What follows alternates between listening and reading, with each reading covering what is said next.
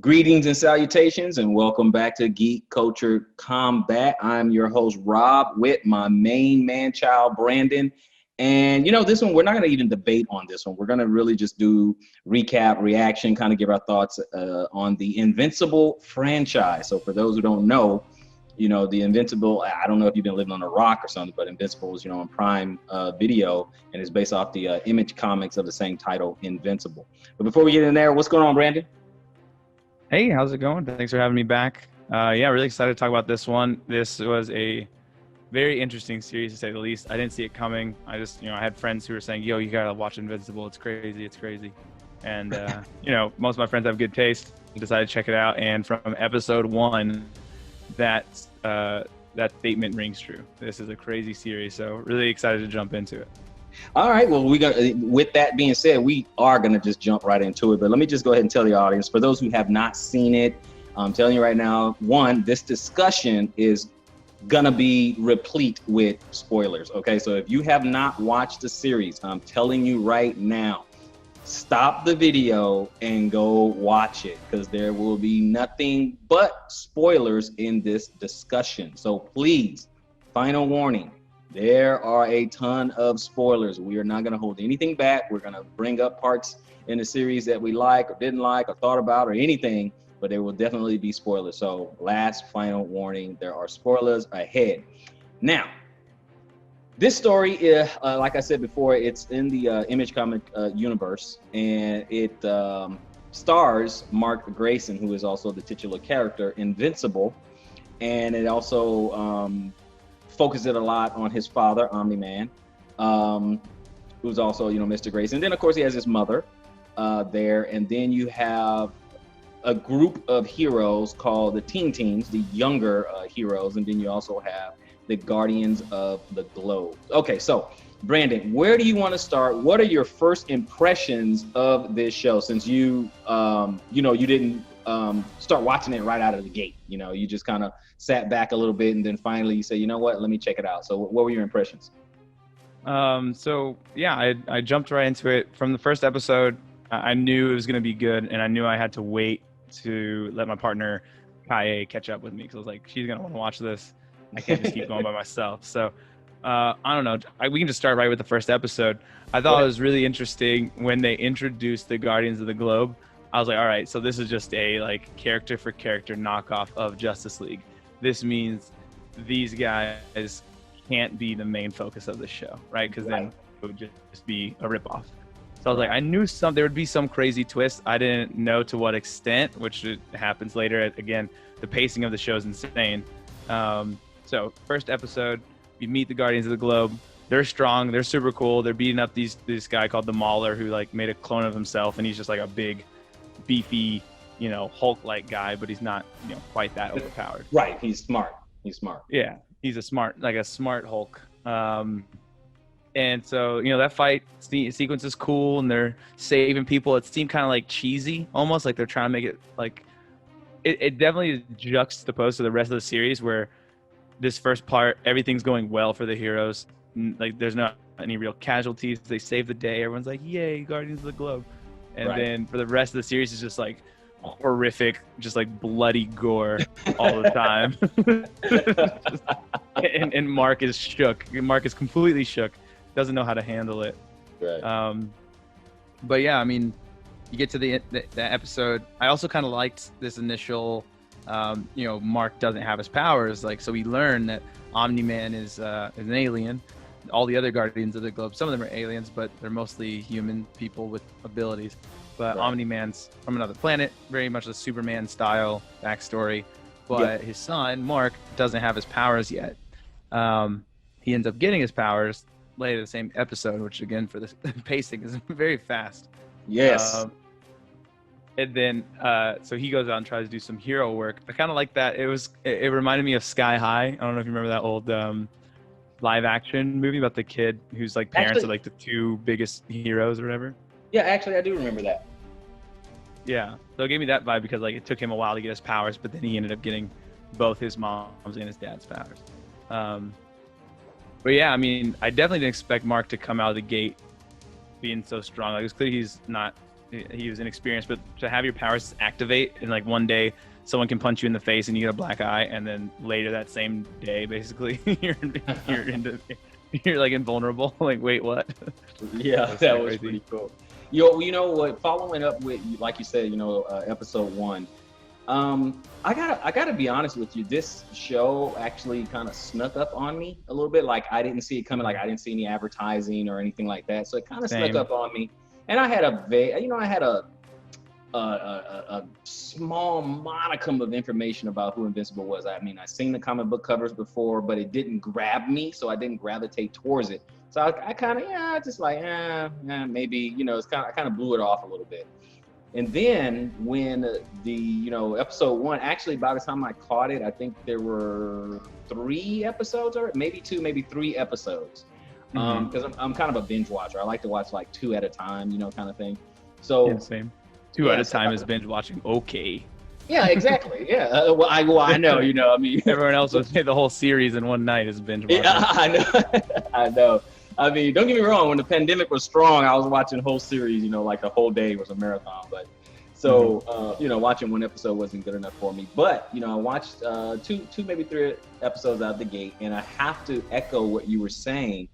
There is some there is fast pacing in there. It really, it really was. I mean, it kind of, it started off slow, but it's got to start somewhere, right? So it's like, okay, his father's Omni-Man, he doesn't have any, powers. And then of course his parents sent him down and say, hey, you know what, you may get some powers, one day. You might be a late bloomer kind of thing, And of course he's looking forward to, getting his powers and, and living up to, his father and things like that. And I mean, it is a, coming of age story, and as far as like the other characters, there are a lot of them, a lot of familiar tropes. Like you said, there was a bunch of knockoffs of some of the well-established characters, Justice Leagues and whatnot. But the way they made them dispensable, what I'm saying? Yeah. Pretty quick. They made them pretty dispensable or whatever.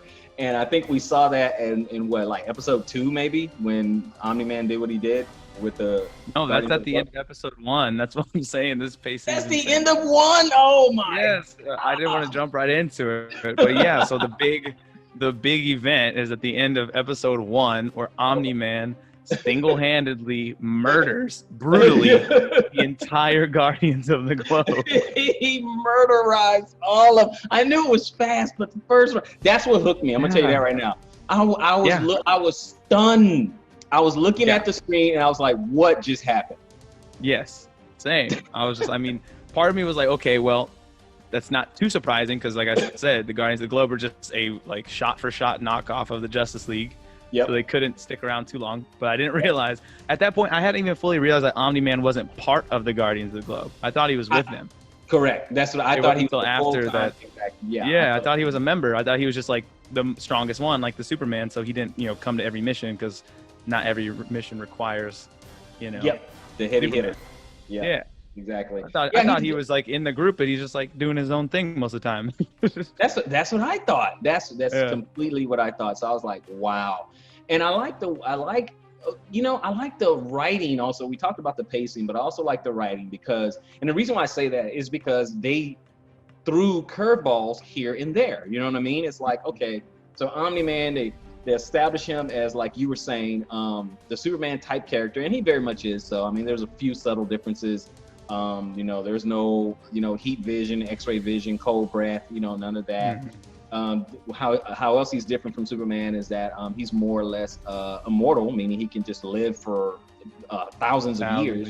Yeah, so he can live thousands of years. So he's a little different from Superman in that sense. But for the most part, he is a lot like Superman. And so it's like, okay, we find out he's there only on a mission, find out that he's, for the most part, morally detached from humanity. They throw some nuances there. I mean, he starts a family, he starts a family and all that, like, immediately. But we find out, he's from a mission from his planet, which is, like a bunch of warlords or whatever from Viltrum.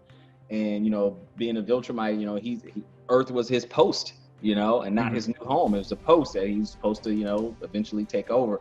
So there's some curveballs there. Then of course what they're doing with Mark Grayson. They're letting his powers develop. You know, he's not fully, you know, he doesn't have the full might of his abilities right now. He's still early, you know, it's still like 17 years old, you know, so it's still early. So I like that. So I just wanted to say I like the writing. I like how they're going. I like some of the nuances that they have there. But you know, but give me your thoughts. Give me your thoughts.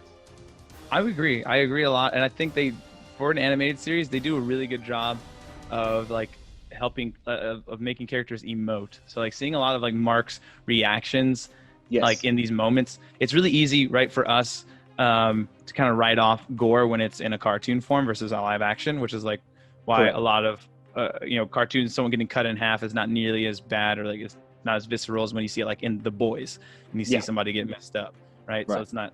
But I think the way they have Mark like react and like you see him almost experience like that shock, it makes it so much more real, right? He's like, people are dying around me like brutally and that kind of thing. So that element of the story, like the emotion they put into it, is really good, I think, for this, like especially considering it's a cartoon and not a live action. I think that's usually hard to do, to make it feel so real. And yeah, I think there's a lot of cool side parts, because like, I mean, this, once we get towards like the end of this first season, the conversation again is dominated by like interactions between Mark and his dad. But throughout the series, like I really liked the curveball we saw with I can't remember the guy who gets like covered in like cement or whatever, Rock the big strong guy, trying to take over the business from Machine Head, like fight. Like I like that side plot, and I'm really curious to see where that goes. It was also really interesting having like where Omni-Man was like, you go help this guy, you're gonna learn a painful lesson, and that's exactly what happened. He learned a very painful lesson, and I was totally blindsided by the guy actually taking over the crime. Like, you know what, I did not see that coming. I hate to admit that, but I gotta agree with you. I did not see him. I thought he was a sympathetic character, and a curveball. He had won me over. He'd won me over. He's like, oh, I got this daughter, blah blah. Like I didn't want to be in this, but you know, he controls everything. And I was like, damn, all right. They're like kind of making it real, like give him a tour of the hood, you know. And I was like, all right, they're touching on some real topics here. And then he goes and he just becomes the new boss. It's like, oh, come on, dude, no. You're absolutely right. I did not see that coming. I was like, okay, so now he's a new crime boss and all that. So I'm like, okay, I get it, you know. But I mean, I just didn't see it coming. My goodness. Now one of the things I've noticed, and let me ask you a question, and I think it's an ethical question: is Omni-Man truly evil, or is he just doing what he was meant to do? Is he like truly evil? Now I know we have it from a human perspective, but I want to kind of get your take on that. And I'm saying overall from the first episode to the 8th episode, to where, you know, okay, so how do you view Omni-Man? I would say, so I obviously don't think he's doing things the way he should, but when I get rid of my human perspective, that's also this perspective that at this point Mark has. I can't say that he's evil, because I would say, all right, so this is tough. His stance on the value of human lives, I don't think is all that wrong, because how can you value like the life of something that, it's like to us, like, do you value the life of a fruit fly? Correct. Like, because to scale, it's the same thing, right? The life of a fruit fly to my life is like the same as a human life to Omni-Man's life, right? So it really is a blink of an eye for him. Like, even like, oh, he's been married to her for 20 years. Like, married for 20 years is basically for a human a weekend fling. Like, how are you gonna make it this really big emotional thing? So I don't think that's evil. I do think that Viltrum and the Viltrum Empire is evil. I don't think that you need to go around. First of all, you did the whole Thanos thing, wiped out half your planet, like have this weird utilitarian thing where it's like only the strong survive, and it seems like they were advanced enough that they could have just taken care of everybody without having to cull half their planet. And then to take that and be like, oh, this made our planet great. Now we're going to go subject the rest of the universe to this because we know what's best. It's like the same as, you know, British colonizers back in the day. Like, just basically, like, we got it figured out. We're going to go out to the rest of the world and make everyone live the way we live because God has ordained us to do so. Like, whatever your reasoning is. Right. I think that's evil. But no, I think Omni-Man, yeah, I think he's just a good soldier, you know? Like, yeah, I think he's probably a little misinformed too, where he's been indoctrinated to think that this is like the right way to do it, you know? Exactly. And you know what, I have to say that I had to think about that for a moment, because I'm like, is he truly evil? I mean, don't get me wrong, from our perspective, he's evil because, hey, he's trying to kill us. I mean, and when I say us, I'm talking about humans. He's killing humans, and I'm a human, and of course I'm going to sympathize with humans, you know? I'm like, wow, you know, you're just killing them. However, when you look at it from his perspective, is he really evil? You know what I'm saying? He like you said, he's a soldier. This is the way their planet run things since time immemorial. That's just how they do things. I mean, it's almost looking at like Thanos. Is he really evil because he was in a planet where, you know, resources was limited, and a lot of greed took over and all that. No one did anything about resources, so he kind of got his ideology from that. You can look at it from a Predator, from the Predator franchise or whatever. They're just hunters, you know. It's what they do. That's their way of life. They go around the galaxy and they look for sport. They look to hunt, you know, and test their mettle. It's like xenomorphs, you know. I mean, that's their way of life. They want to procreate and extend their species, you know. So it's like, it's not they're not committing acts of evil for the sake of evil. It's evil actions for what are seen as good or positive outcomes, right? Like, killing half of all the universe is an evil thing to do, but when you're doing it so that the rest of the universe can live in prosperity, right, and it's not as bad. Although Thanos is still, I think, misinformed. He could literally create more habitable planets with more resources and just like reallocate. Of course, he could. He could have turned them to dust. Exactly. He definitely could have. He definitely had the power to go the other route. You know, to go the other way. But just to say, you know, on Omni-Man, I mean, it's hard to look at, you know. It's hard to look at what he's doing. Oh man, that subway scene. Oh my gosh. Oh my! I have never. So brutal. Oh man, and I look at a lot of anime. I've never seen something so freaking brutal in all my years. Honestly, like, that puts some of the stuff you see like in Mortal Kombat video games to shame. Yeah, that one scene. One scene. I was like, what is happening? Like, I just felt so. That whole last episode, those last 2 episodes, I just feel so bad for Mark, right? Because he just doesn't. He hasn't caught on yet. No one told him that, hey, like, and it's so messed up, dude, because Cecil knew, his mom knew at that point for some time, and no one wanted to tell Mark that, hey, your dad's the one who killed the Guardians. Yeah. And so Mark has to see his dad fighting this thing and be like, oh crap, let me help my dad, you know? Yeah. And then all of a sudden, the Immortal comes back, and you're like, wait, I thought he was dead. Why is my dad ripping him in half? And it's just like such a shock to the system. And then his dad is just like, drops this bombshell on him, and because he doesn't accept it within 2 seconds, he then tortures him for the rest of the day. Oh, and then beats the crap out of him. Like, I mean, the beating he put on his own son. Yeah, that was brutal. Oh my goodness, that was horrific. That was brutal. And that's what I'm saying. This show, this series grabs you by the throat and just will not let you go. For sure. And then at the end, and it's like, during the fight, like, a part of me was like, yeah, dude, just join your dad. He's right. Like, you're gonna live to be thousands of years old. Everyone's gonna be dead. Like, it doesn't matter.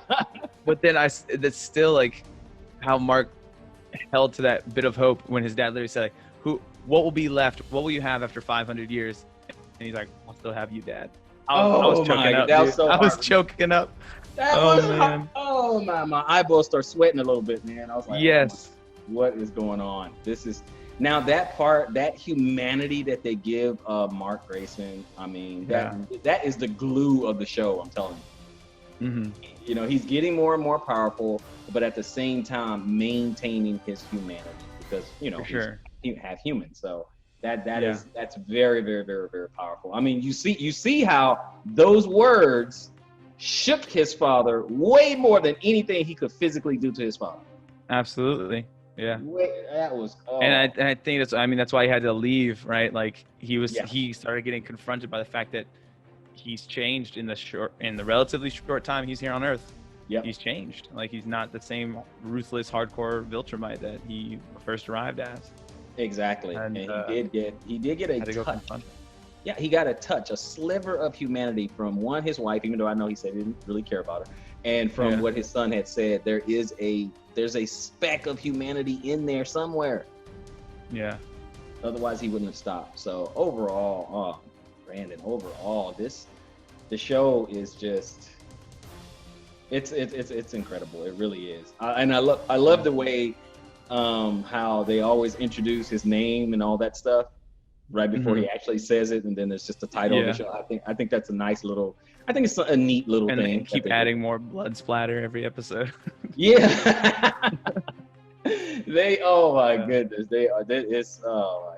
This show is so gory that it really, I appreciate that they're going in their own direction. And what I mean is that, we know the standard bearers of superheroes, Justice League, Avengers, so on and so forth. But these guys are going their own freaking direction, It's like, no, this is how we're going to do it. This is not, your mom and pops, superheroes. This is, for me, I do like, yeah, I feel like I do compare it a lot when I'm watching it to something like The Boys, where it's like a much more realistic take on what would happen if people had superpowers here on Earth. Yes. And just the fact that like it wouldn't be very safe, There's so much collateral damage, even just like normal fights and stuff. And exactly, I like that realism. I really do. I like that. And speaking of realism, even when some of them have like quote unquote secret identity, it's not like everyone is always constantly oblivious. Someone's like, wait a minute, I know that's you, kind of thing. It's like when Mark's friend at that college, at the college, and then he was like, wait a minute, Mark? You know what I'm saying? Yeah. That kind of thing. And then of course, Amber, his girlfriend or whatever, when he finally told her, she was like, yeah, I know. Yeah. But you just kept lying. You know what I mean? Yeah. So I didn't get, man. Me and Kai had some things to say about their whole relationship. Go ahead. Talk about it. Oh, I just meant like we had things to say like when it was happening. We were just like, why is she being so unreasonable so often? But also just like, why doesn't he just tell her? It doesn't seem like the world, like it's not like other superhero worlds where they make it seem like your secret identity is so important. Like it's when you're a superhero, just dating someone is what makes it dangerous, not them knowing your identity. Like if a villain finds out that you guys are dating, he's not gonna be like, oh wait, she doesn't know you're a superhero, then I'll leave her alone. Just tell her. You could have just told her, and then he wouldn't have to keep lying. It was so stupid. It was really annoying. It was drawn out a little bit. It was drawn out. You're like, come on. I honestly thought it would like end between them quicker, and then he'd start dating Adam Eve. But I'm actually kind of glad that they're not together, at least yet. I like where they took her story. I like where they took Adam Eve's story. I like that whole like going out and finding herself thing. That was like, she didn't do it the way that most people see young people going out and find themselves, like going on lavish vacations and stuff and traveling the world. She's just like, I'm just gonna go live on my own and do what I like doing, which is just helping people. So like that whole montage of her helping people is actually, it was really nice. I like that. I actually like that for her story arc, for her, her growth and development. I like it. I really do. Yeah. And man, she's really powerful too, man. She's a matter and energy. Insanely powerful. Oh, I feel like they way downplayed it at first, like, oh, she makes little pink barriers and stuff, but like, no, she like controls things. When you can control things at the molecular level, you basically can control reality, right? Yes. I mean, even at when she was at her house and her parents didn't want to go and her father was coming out of one door, she just like, that door doesn't exist. Disappear the door, make a new door. So she is so underplayed. That is crazy. Yeah. And I was like, how does she put up with her annoying parents for this long? Even like, I would have been out of there so soon. It's kind of crazy. I mean, her father is so overbearing. It's like, you do realize there's nothing you can do to stop her, right? So So I do like her. Yeah, I want to talk more about the team or whatever they're called. Go ahead. Let's just get right into it. Good segue. Yeah, so this I think is a really cool team. Of course, Adam Eve is on it. She's originally dating this guy who's kind of like Gambit, Rexplode. Yeah. But infinitely less cool than Gambit. Oh yeah, absolutely. I hate that guy. But I do love, like, when I heard he was voiced by Jason Mantzoukas, I was like, this guy's gonna be a real piece of work. That guy always voices very polarizing characters. Like, you're either gonna love him because he's like a lovable idiot, like in the show The Good Place when he plays that guy, right? Or in a show like this, or like in Big Mouth where he plays Jay, he's just insufferable and annoying, right? I was like, I knew it was gonna go that way. But I really like Robot, and I like Duplicate. Duplicate's really cool because she's like, as long as she uses her powers properly, she's basically immortal, right? Yeah, pretty much. As soon as one of her's gonna die, she just makes a copy. Yep. And I thought that was kind of cool, but also like kind of played into how gory it is. Like, that's pretty brutal to have a version of like Multiple Man, but like he just keeps letting his copies die brutally. Yeah, man. I saw one of the battles where, I mean, a lot of the duplicates were getting like ripped in half and all. I was like, yeah, that was rough. Yeah. So what do you think of Robot? Robot. Okay, so he was really cool. Kind of a trope. Having the robot on the team that, you're led to believe he's just an AI or something. Yeah. Like Jarvis in a suit. Yeah. And all the jokes that come with that. He's like always trying to look for the logical conclusion. Obviously, he like optimally does everything. As soon as we saw that he broke out the Mauler from prison, and he was like letting the Mauler make another clone, and he wanted, like, so this sparked some debate with me and Kai, where we were wondering, like, okay, so why did he take Rexplode's DNA? What is he doing? And I immediately was like, he's making a body for himself. Right. And so I thought that maybe he was still just an AI, but had the technology to like upload his AI into a human brain or something. Mm-hmm. I was pretty surprised to see that he was, like a deformed human already. Like, did you see that coming, or what were your thoughts on, like, how long were you convinced that Robot was a robot, or did you know? No, I did not know the whole time. It started to kind of dawn on me a little bit later. Like, it started to dawn on me that he had some other plans, some other, nefarious plans, things like that. Now, obviously, if you, read the comics and things like that, by the time the show comes out, you can say, I know what's going to happen. But I didn't read the comics before. So it took me a minute to kind of catch up with that and be like, oh, okay, I see. All right. So yeah, I knew something nefarious was going on. I did not know that he was going to get into, a new body and all that, and I'm like, oh, okay, wow. Mm-hmm. So it's a nice little twist, nice little twist. Yeah. Like I said, they do those in a lot of these characters. Some of them, they make them, there's a little twist in there somewhere that, kind of veers away from the all too familiar trope, so I'm like, okay, all right, I kind of like that. And, and then everything's like really contemporary, it's like, it's not like it doesn't feel like it's set in a comic book, you know what I mean? It feels like it's set in reality. I love your comparison to The Boys because it is more like that. Mm-hmm. It is very much more like that. It's more like that than it is, Justice League and stuff like that. I mean, early on it was real Justice League like, but then once the gore kicked in, I'm like, okay, no, that's The Boys. You know what I'm saying? Yeah, for sure. So I like it. I like it there. I am curious though, like, just kind of circling back to the robot, because I was still convinced he might be some kind of AI because he has that incredibly fast, like, computational speed. So, like, did the version of him that was like that mutant, like, all deformed person, like, does he have some kind of super ability where he's like insanely smart, or is his brain, was it like already connected to the internet or a computer and he could already do those calculations? So I'm curious, does he have super intelligence as a power, or exactly what? Is technopath maybe? Because he is super intelligent. I think he's his intelligence. No, because they were saying the Mauler twins were the most intelligent, second behind Robot in that universe. Okay. Yeah. So he's super, super intelligent. And for them to have Zachary Squinto, that's perfect. you know? Yeah, that was cool. That works. That's so perfect, you know. But you Yeah, got he's perfect for that. let's see, you got Duplicate and you got Black Samson and then Shrinking Ray. The female that kind of shrinks in size, whatever, she doesn't get a lot of airtime. She doesn't really, not a whole lot going on with her. You know, nothing really Not there. much. Yeah, Monster Girl. What are your thoughts on Monster Girl? I like the concept. I like the concept too. It's like super tragic that Yes. like the backside to her curse, you know.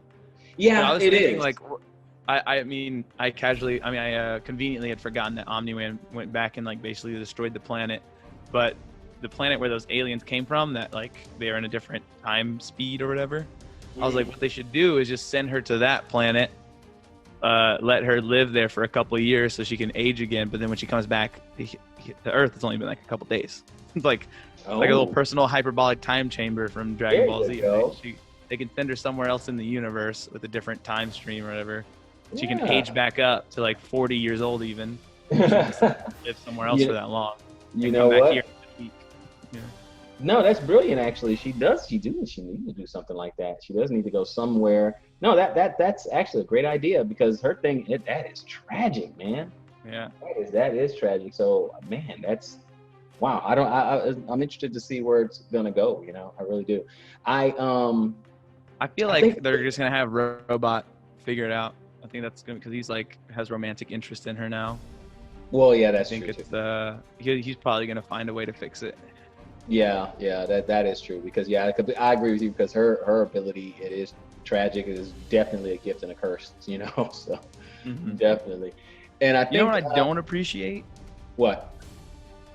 With Black Samson, we don't learn what his power was before he lost it, and then we see him get his power back, but they don't even really show him use it. Yeah, I don't understand that. I'm like, well, okay, so what does he do? What is his power? It looked like he did some like electricity around his body, but I don't feel like that's his power. Yeah, I have to tell you, I can't really tell what his power is. I know he was in this power suit, armor super suit, and then he supposed to have gotten his, powers back, but like you, I'm like, okay, so you don't know what does he do? Yeah, like I have Kaya joke that Kaya joke like, well, how did he lose his hair then? If he's Black Samson, did someone just cut his hair off? Is that how he lost his powers? Oh yeah, I know. Oh my gosh. So he's bald now. Oh my goodness! I wish they would just. I don't know. They got some splaining to do. Yeah, definitely got some splaining to do. How do you feel about some of the villains? You know, Doc Sizeman. I want to talk about those. Yeah, first I thought it was cool that they showed a little montage of when he's talking to the guys voiced by Seth Rogen on the moon. Okay. He's like, so what are you gonna do now? And he's like, and they show that montage, and he's like, finish high school, I guess. When they're showing, I was surprised.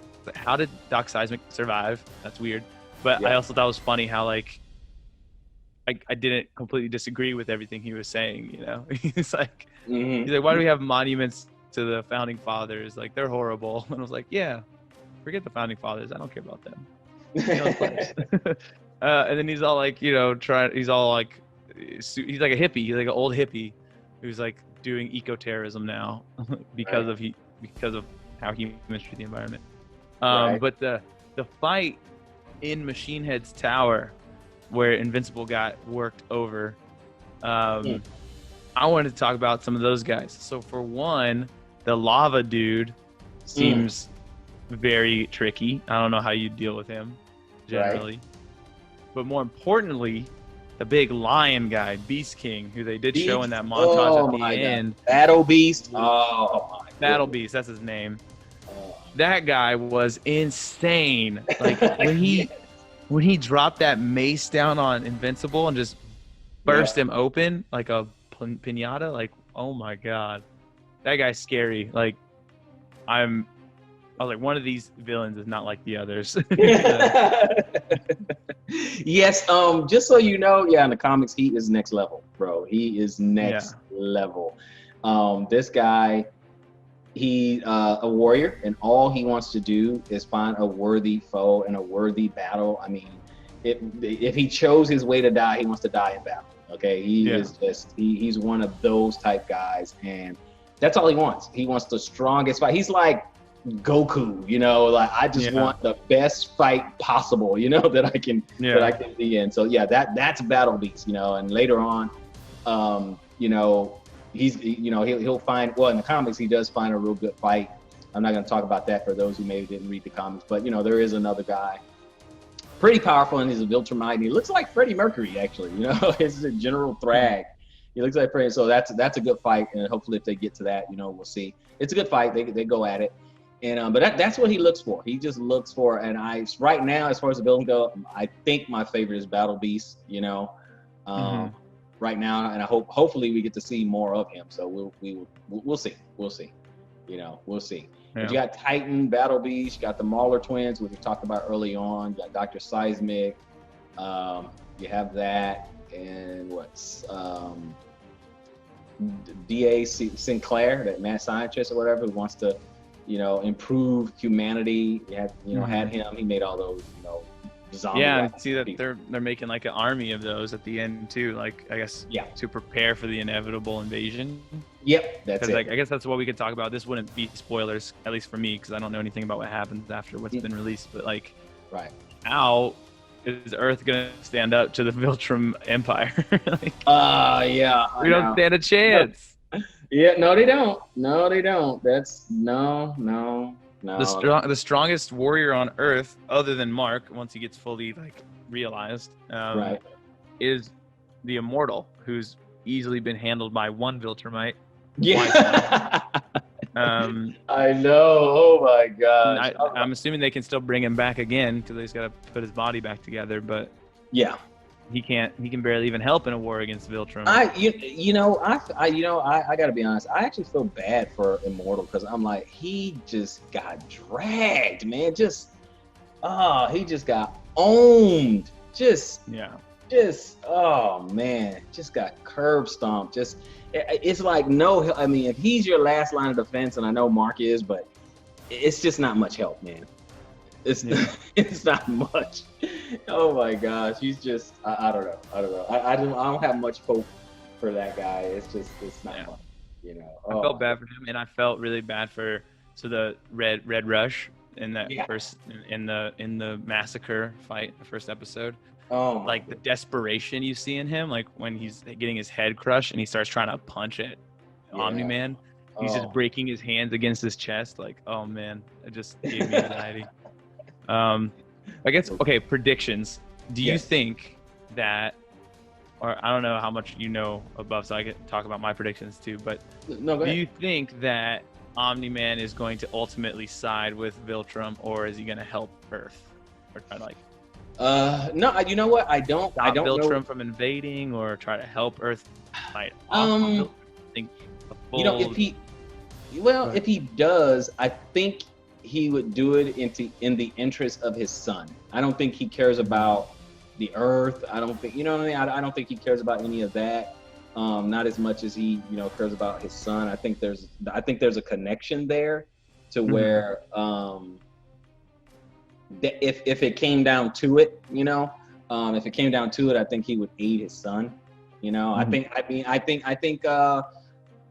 Mark still have, feelings for his father. I mean, it's his father, For sure. I think it's feelings for his father. So that's, that's why he's not running after him like, oh, I got to go kill my father. You know what I mean? It's not like, then he knows he can't.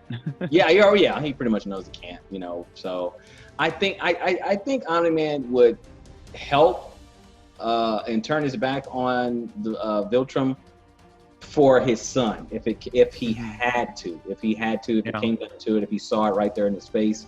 Yeah, I think he would. I think he know it would be almost futile because he's one Viltrum, and like he said, as they get older, they get stronger. So my goodness, that is crazy. You can see why they would be the most powerful empire easily. Yeah. I'm also curious, like they don't say, I mean, with how old Omni-Man appears to be, he should be like several hundred years old, 700 years old already, right? Like absolutely. He may be over 1,000. So be already. Yeah, he'd be over 1,000. So it's incredible. So we can go ahead and kind of give our overall take. I mean, if you want to scale it, 1 to 10 or however you do scale your series, your final thoughts on it. You go ahead. Okay. I will end with saying I think my prediction is I just want to see if this comes true because I might end up reading the comics before the next season comes out. Mm-hmm. But I think that he's going to try to tell Viltrum to just stay away from Earth for the time being for whatever excuse. Mm-hmm. And so Mark can just live there for a bit. Mm-hmm. And I think he's going to ultimately still try to win Mark over later and still have him come. Okay. And aid the Empire. But we'll see how it goes. So in terms of scale, like I don't like to oversell things. Like I think it's you got to be conservative about how many shows you give a 10 out of 10. I agree. But this one I think is really close up there. I haven't had any issues with it. I comfortably give it 8.5 or 9 out of 10, and definitely worth a watch. Everyone should watch it. That is incredible. On your prediction question, I don't know what's coming next season. I have not read all the comics, so there's no cheating there. I do think, because I think it's a huge part of the story, the Viltrum invasion. I think they're kind of building up to it, kind of thing. I think so. I do believe there may be an invasion, but I think some alliances will probably be formed. And if Omni-Man is around, he's going to be at a crossroads. That's my prediction. That's what I think is going to happen. Mm-hmm. He'll be at a crossroads. He's going to have to figure out something. But we'll see. We'll see how that plays out. And like you, I may end up going into the comics before the next season because who knows how long it's going to take for them to, get to the next season. So, but it did get confirmed for seasons 2 and 3, which is huge. Yes, I mean it's a hit, man. It's a hit. Everyone's talking about it. It's incredible. Definitely. I'm definitely going to echo what you're saying about worth the watch. So anybody's listening to this little discussion about the first season of Invincible, I would definitely say is worth a watch. And I mean, hopefully you didn't make it to this point in the video without having watched it. Exactly. You should probably put that at the beginning. Yeah, exactly. That's why I said spoilers. But I'm like, if you listen this far, we spoiled a lot. And of course we jumped around. We didn't do everything in chronological order, but we're talking about, the first 8 episodes, but I would definitely say, watch it, enjoy it. It'll be a great binge watch. If someone says, hey, I'll just wait so I can get all of them, at the same time, it's a great binge watch. It's only 8 episodes, which is pretty short compared to, other seasons. Normal seasons is, 20, 24, 22 episodes, 16, so 8 is pretty short. But I know we're entering a new era of, watching and streaming and all that other stuff. So it was a great show. But like Brandon, I want to be careful not to oversell it. That's why I'm saying it's definitely, it'll grab your attention. It grabs your attention and it just does not let go. It's just, you're just like, oh, okay. Because some things are familiar or similar, and then they do something to kind of change it up a little bit. They do things to kind of shake things up. So you're like, okay, I can deal with this. So it's pretty cool. But that's it for the first season of Invincible. We want to know your thoughts. Put them down in the comment section down below. Let us know what you think of the first season. Tell us what you liked about it. Tell us what you hate about it. Hey, it's a discussion, so give us your thoughts down in the comment section down below. And until next time, this is Geek Culture Combat.